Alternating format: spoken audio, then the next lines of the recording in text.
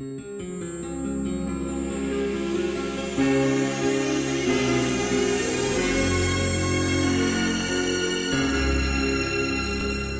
qui a donné envie de créer cette manifestation? Alors il y a 4 ans, Avignon Tourisme a fait un appel d'offres en fait, sur un spectacle son et lumière dans la cour d'honneur du Palais des Papes, comme vous venez de voir.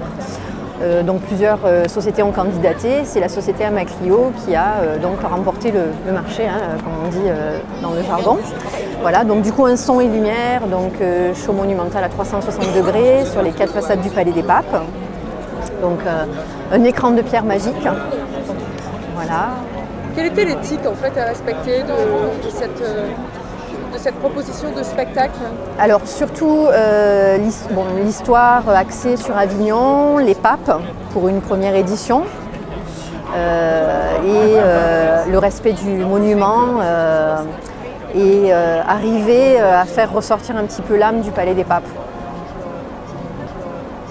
Alors chaque année finalement c'est une histoire différente sur un thème similaire?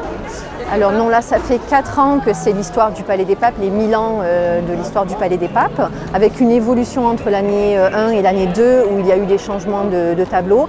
L'année 2 à 3, il y a eu des incrustations de dates pour que le visiteur se retrouve plus facilement en fait, sur l'histoire et sur les dates en elles-mêmes.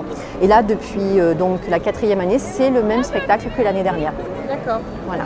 Et il y a toujours du monde. Et il y a toujours du monde. Voilà, ce soir, une jauge pas complète, mais très pleine. Alors c'est 2 soirées, c'est Alors c'est 2 séances, séances par soir, du 10 août au 2 octobre. La première à 21h15 en français et à 22h15, nous offrons des séances en anglais les lundis, mercredis et vendredis. Voilà, qui répond à une demande très importante. Merci. Je vous en prie.